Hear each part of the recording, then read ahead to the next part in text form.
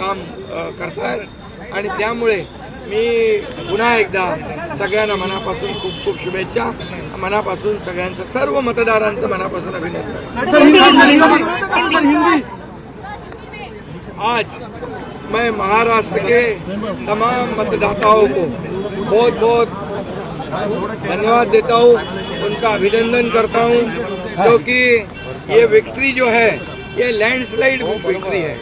ये मैंने कहा था कि महायुति को थम्पिंग मेजोरिटी मिलेगी और इसीलिए मैं तमाम मतदाता जो है, मेरी लाडली बहनाओं को मैं धन्यवाद देता हूँ, लाडले किसानों को मैं धन्यवाद देता हूँ और लाडले हमारे भाई है, लाडले सीनियर सिटीजन है, सभी वर्ग जो है, सभी वर्ग को मैं धन्यवाद देता हूँ कि उन्होंने ऐसी विजयश्री प्राप्त कर दी है कि न भूतो न भविष्य तो ऐसी विक्ट्री जो इस बार मिली है। जो 2-2.5 साल हमारी महायुति ने काम किया है, ये महायुति ने जो काम किया है उसके काम के ऊपर ये जनता ने शिक्का मुर्तब किया है, काम को तवज्जो दिया है, प्राथमिकता दी है और इसीलिए महायुति को इतनी बड़ी जीत हासिल हुई है। इसलिए मैं महायुति के पूरे महाराष्ट्र की जनता को तो धन्यवाद देता ही हूँ, उनका स्वागत करता हूँ, लेकिन महायुति के सभी कार्यकर्ताओं को भी धन्यवाद देता हूँ।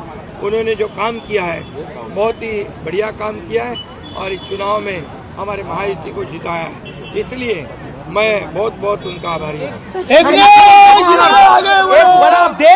एक बड़ा अपडेट मैं बता देता हूं, फडणवीस जो है वो फ्रंट रनर है सीएम पद के लिए और कई बीजेपी के महाराष्ट्र के वरिष्ठ नेता चाहते हैं कि देवेंद्र भाऊ ही मुख्यमंत्री बने।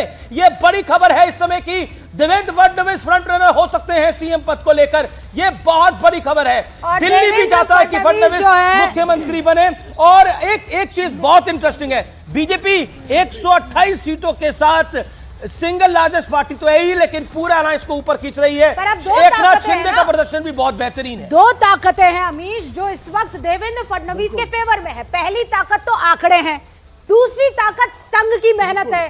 संघ भी चाहता है कि देवेंद्र फडणवीस मुख्यमंत्री बने और यहाँ एकनाथ शिंदे को आप सुन रहे थे, सबको शुक्रिया अदा करते हैं। और ये जो अमीश बता रहे थे, बीजेपी से होगा महाराष्ट्र का मुख्यमंत्री, बीजेपी का शानदार प्रदर्शन रहा है और इसीलिए बीजेपी का चेहरा और उस चेहरे में ड्राइविंग सीट पर फ्रंट रनर के तौर पर अगुवा अगर इस वक्त कोई नजर आ रहे हैं तो वो देवेंद्र फडणवीस। और मत भूलिए, जब पार्टी दिक्कत में थी, सरकार अल्पमत में आ चुकी थी, तब जो है इन्होंने इस बात को बताया था।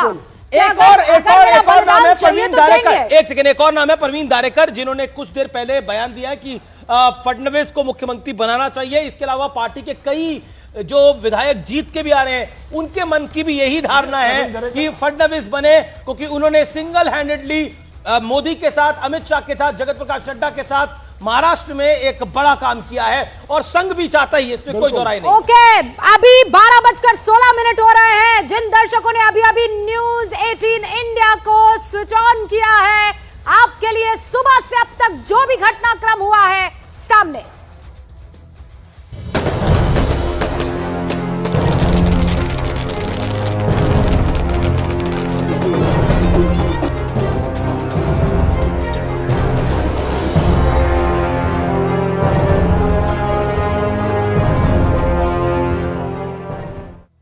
जी, तो कुल मिलाकर आप देख रहे हैं कि इस समय नंबर्स क्या हैं। युति महायुति का नंबर 212 और महाअघाड़ी अब नीचे ही आ रही है, लगातार 64 पे आ गई है।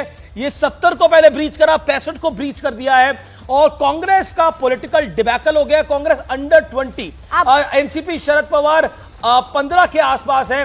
बहुत बड़ा नुकसान शरद राव पवार को और कांग्रेस का तो पॉलिटिकल डिबैकल ही हो गया है महाराष्ट्र के अंदर। लेकिन झारखंड में इंडिया अलायंस ने जबरदस्त जीत हासिल कर रही है 52 सीटों के साथ। संघ के मुखिया ने देवेंद्र फडणवीस को बधाई दी है। अभी जानकारी मिल रही है, फोन कर देवेंद्र फडणवीस को मोहन भागवत की तरफ से बधाई दी गई है।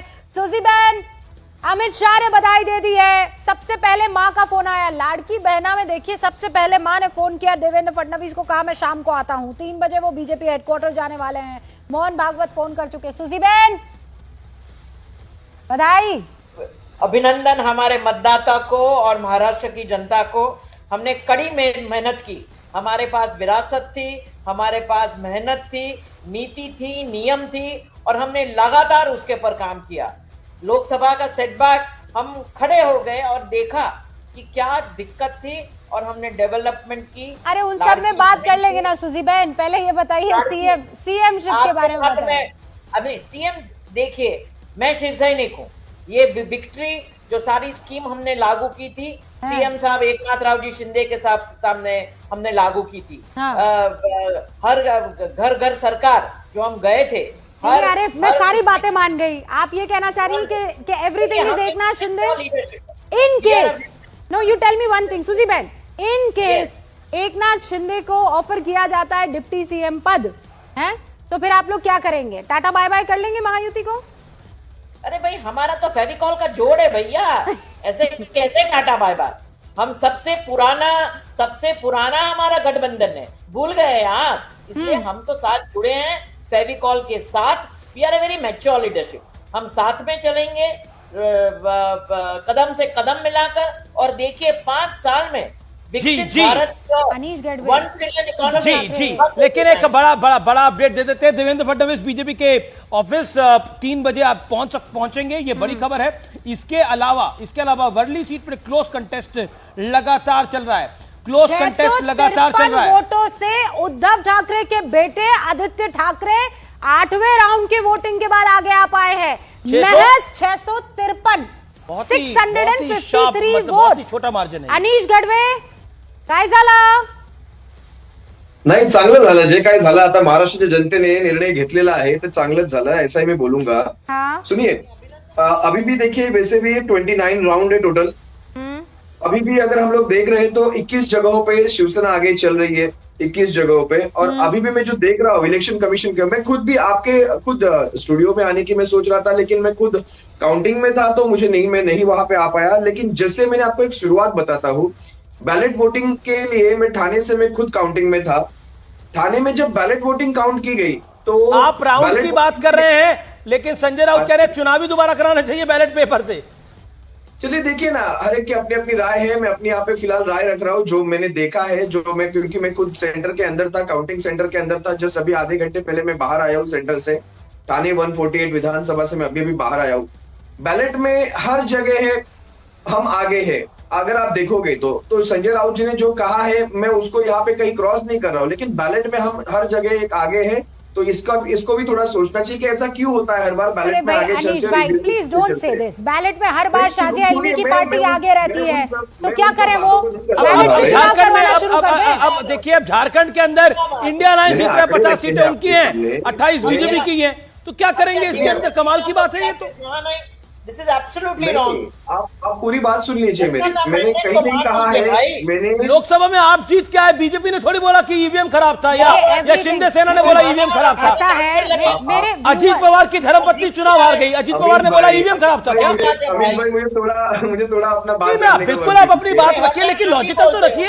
इलॉजिकल होने की एक लिमिट होती है जी, एक सीमा होती है। भारत के लोकतंत्र एक दूसरे के ऊपर बोलेंगे तो नहीं। भारत के लोकतंत्र के अंदर मतलब अगर कोर्ट का फैसला पक्ष में नहीं आएगा तो कोर्ट खराब हो गए हैं, अगर जनता का फैसला पक्ष में नहीं आएगा तो ईवीएम खराब हो गए। मतलब कहीं तो रोक लगाएंगे आप लोग।